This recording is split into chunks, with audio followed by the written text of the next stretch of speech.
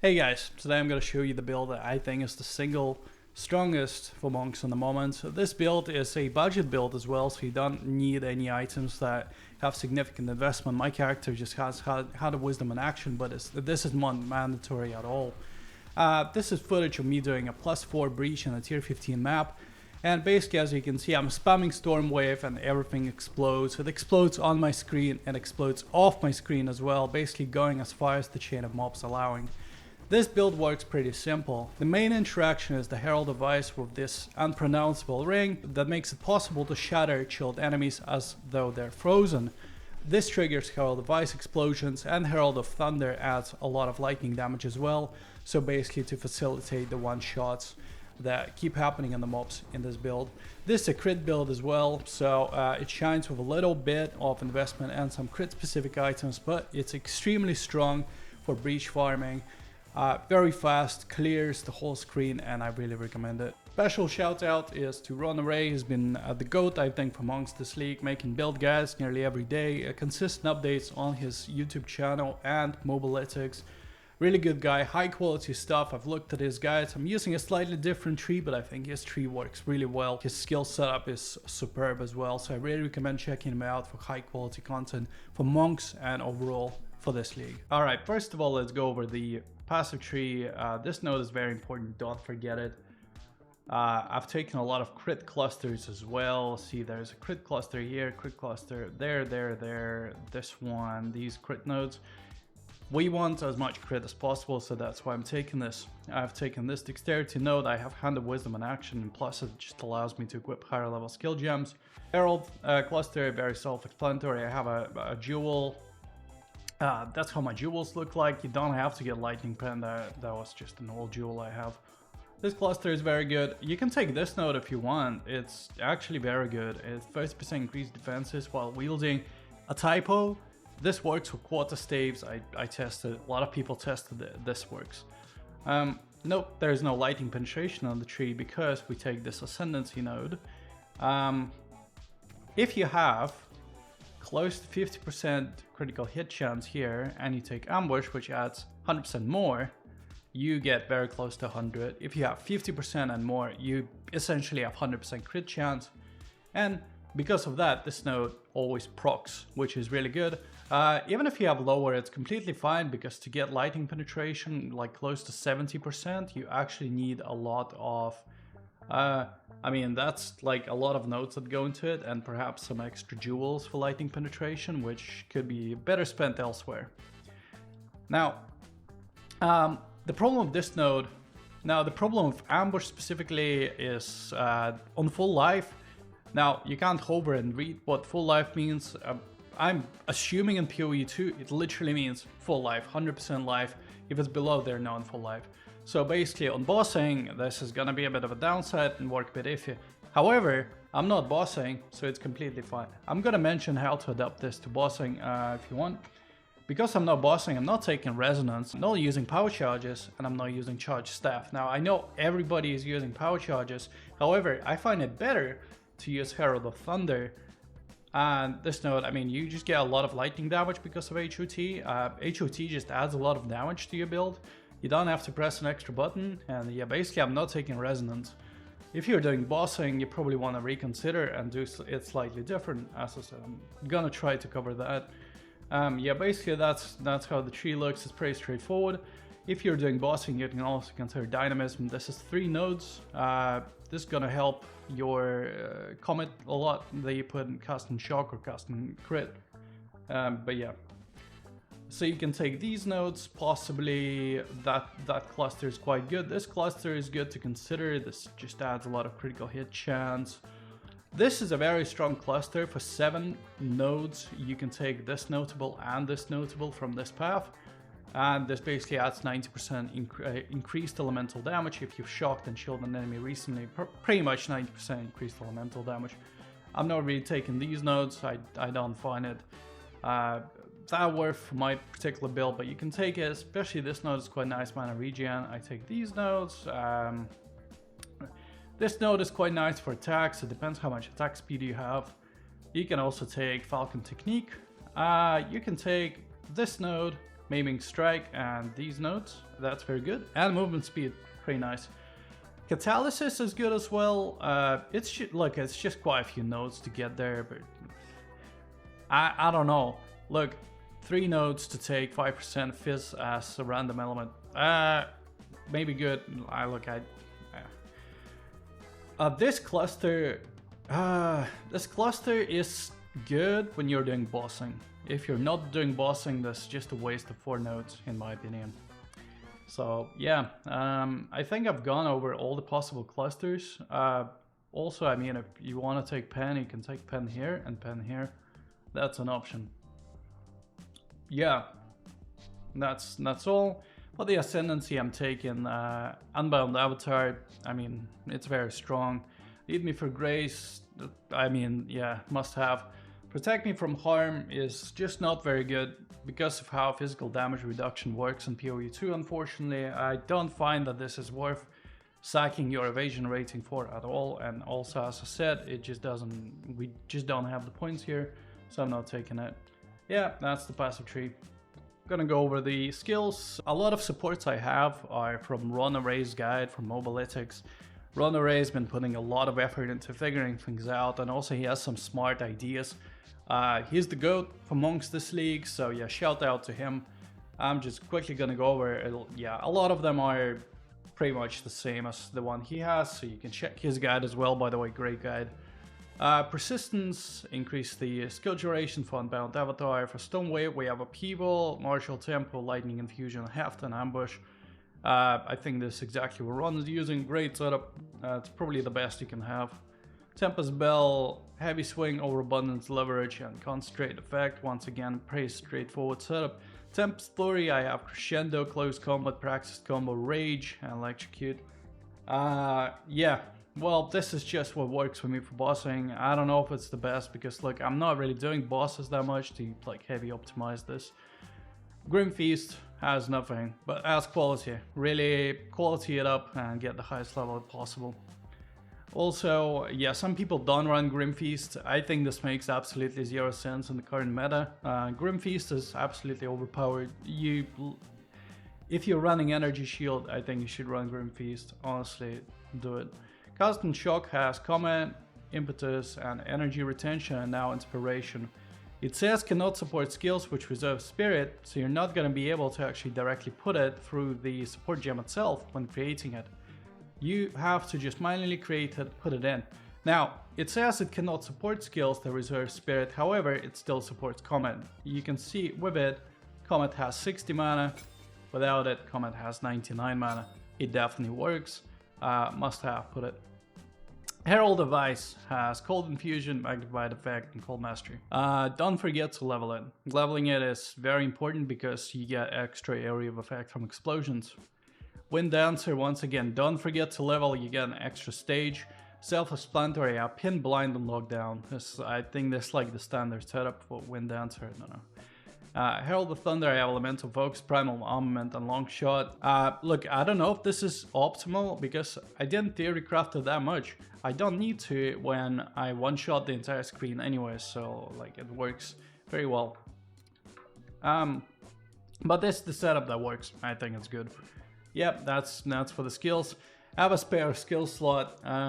If I had more Spirit, I would put Blink in here because Blink is just very nice to have. But yeah, apart from that, yeah, that's just what I have.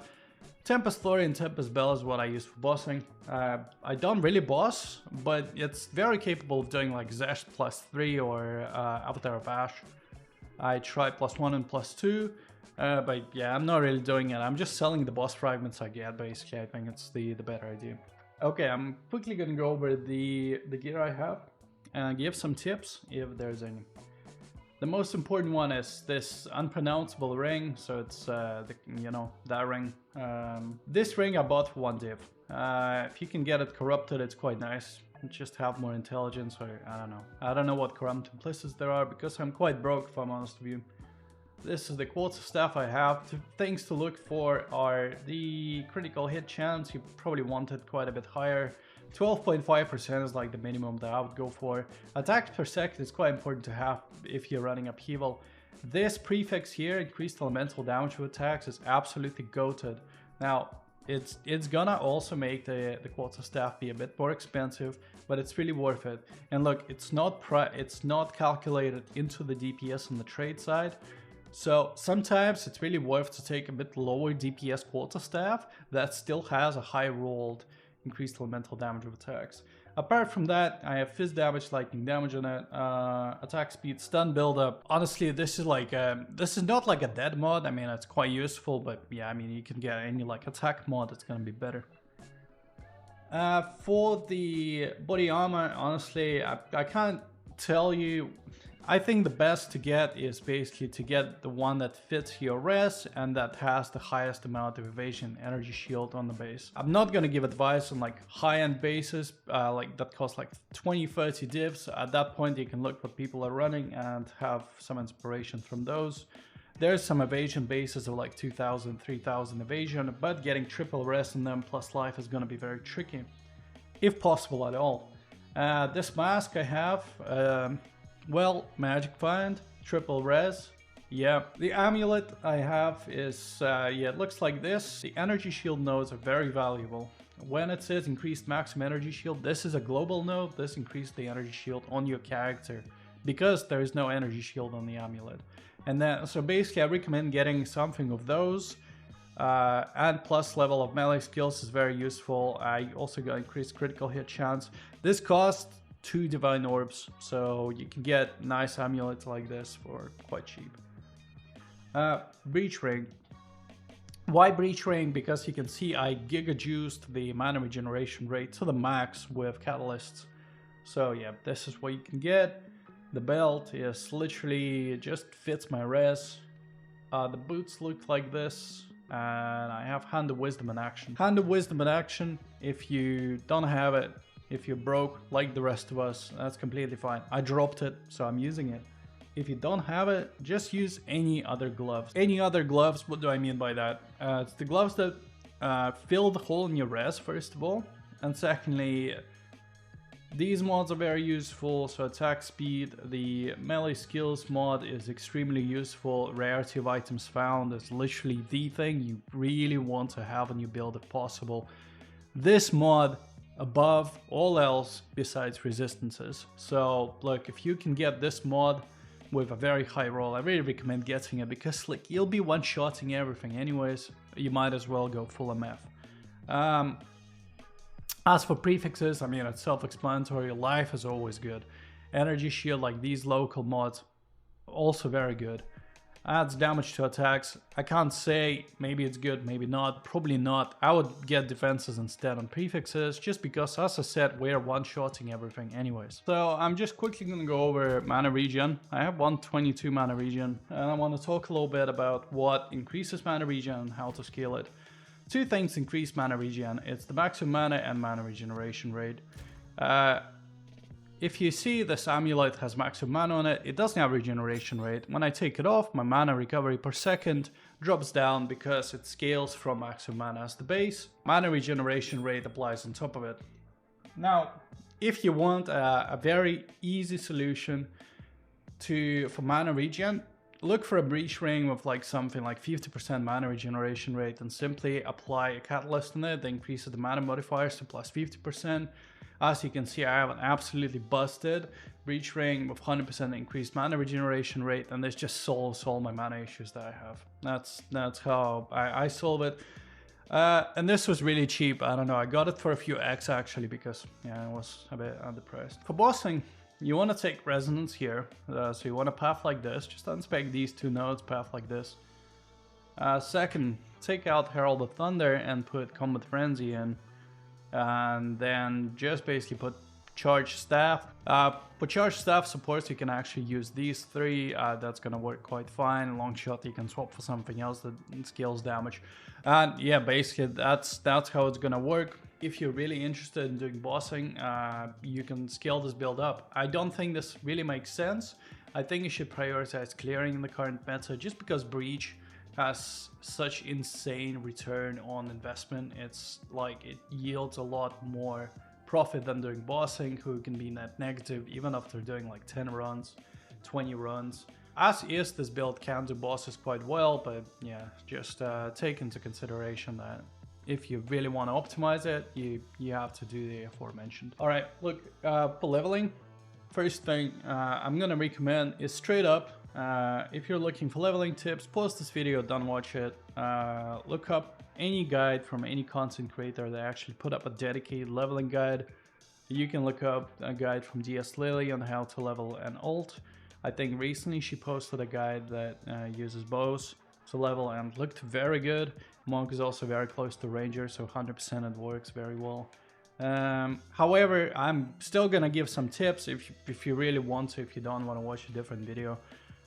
First of all, I recommend leveling with Ice Strike, and I recommend using Tempest Bell. Two things that just made my leveling a breeze, so just Ice Strike, Tempest Bell. Because Ice Strike is a cold skill, you don't actually want lightning nodes yet.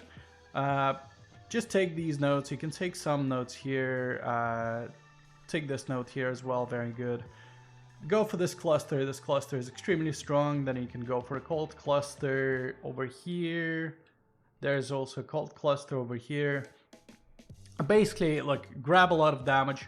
You can also get inspired by some notes here. This cluster is very good for leveling. This cluster is very good for leveling. Do not go for crit while leveling, because crit shines when you already have a lot of damage, when you already have an in-game build.